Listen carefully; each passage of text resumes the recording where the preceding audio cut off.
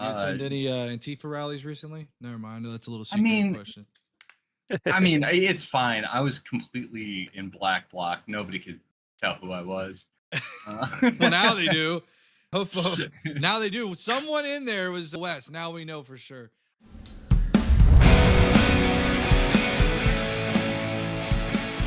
Honestly, I haven't seen any kind of like large Antifa rallies in quite a long time, to be honest with you. Because Antifa rallies don't exist.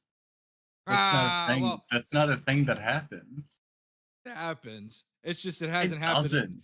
Do you think it has something to do with the fact, like, I know we're kind of like leaning a little bit into a little bit of the topics, not even really the topics, but just kind of like talking about it in general. But like, It's fine. We got 8 minutes. Yeah, we got 8 minutes to talk about it. So, do you think some of that has to do with the fact that Donald Trump is no longer in office, and so the issues are not so much like at the forefront? Yeah. Because I think that'd be a huge part of it. Like, I mean, again, Antifa, well, not again, for the first time, Antifa is anti-fascist, and like they only gather to protest against fascism. It's not like some highly organized group that like does things on purpose. Like, yeah, they're anti-fascist groups, but like, I have a question. yeah. What particular? How do they categorize a fascist? Probably by What like criteria, descriptions would they pick as the descriptor? probably like the 14. I think it's like the 14 tenets of fascism. I don't know what those are. 14 points of fascism, 14 defining characteristics of fascism. I was gonna say, are you looking it up, or are you suggesting I look it up? No. I'm looking it up. Okay. Because I'm familiar with the concept, but I wouldn't know them off the top of my head. Yeah. Everyone seems to be pointing to 14 characteristics of fascism. They don't want 13 because then it'll be like cryptology, and they'll say it's the 13 colonies or some shit. And well, no, I'm like disciples. almost surprised it's 14 because 14 is reminiscent of the 14 words. There you go. Umberto's 14 points is the way. Thank you, cancel account. And by the way, welcome. Hello. Trying to adjust. The enemy is weak yet strong, control of mass media, and undermining quote unquote truth. I don't want to go through like every single point, but look up what cancel said. Umberto's 14 points of fascism. And if you want to like read that, that's when you start seeing more than like 2 of those, your alarm bells should be. I wonder how vague they are. They're pretty interpretable in a lot of ways. Like I can definitely see a right winger looking at these and being able to somewhat apply them to like liberal policies with some, creative imagination. I just want you guys to know, if you ever work with 2 separate cameras, make sure that you never get the same branded camera, by the way, okay? Because I'm like, I don't know if you've done that before, so you know exactly what I'm going through right now. Like, I'm trying to adjust one camera, but because it's the same Logitech. But yeah, like the tenets of fascism thing. Like I said, I think a lot of it has to do with Donald Trump not being in office. Umberto's 14-point approach.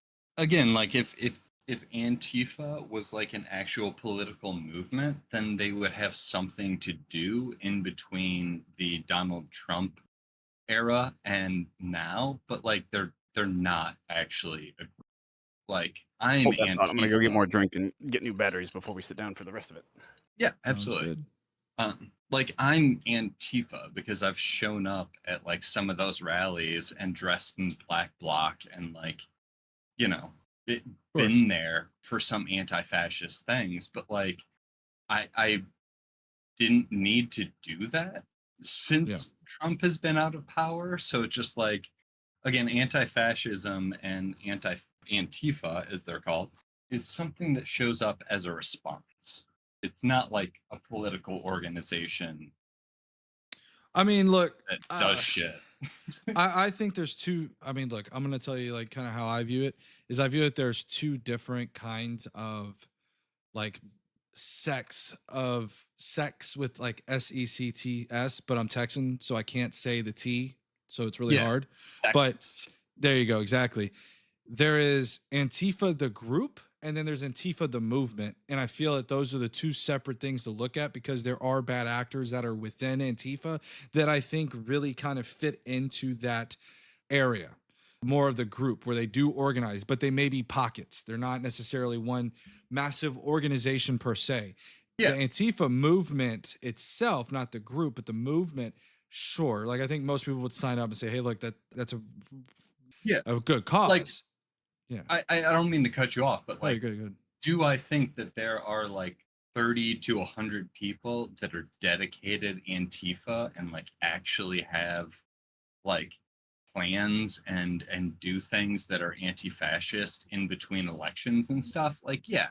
Like I think there's, and that's a joke, 30 to 100. I'm sure there's like a few thousand people who like hold up the Antifa flag if there is one and like call themselves Antifa year to year no matter what. But like it's not actually it's just an anti thing. Like anything that is anti does not have any reason to exist when the thing that it is anti does not exist.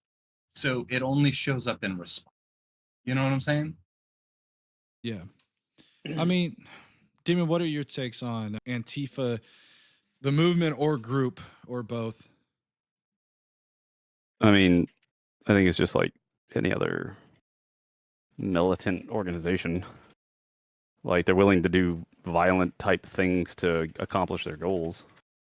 So kind of a lot hypocritical in that instance, if that's the case. Like the thing is I really want to understand what is the key point that they feel is that tips somebody over from regular person to fascist. Like, is it one? Do you have to meet a criteria of them? Do you have to match 4? Is this like bingo? You have to get the 4, but they have to be in a row? How does it work? Do you have any ideas?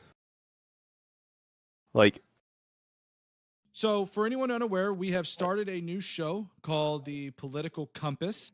We are a group of people. This is not necessarily a regular debate panel that you guys may experience normally. Yeah. You may notice that there are varying viewpoints in this very room. So the fun thing about this is that all of us have kind of come together. We've all been in the same spaces together. The other thing is that we've all been pretty tired of how conversations are taking place online. So this is kind of a way for us to get together, have a reasonable conversation, and honestly bring back some of that normalcy back to online politics.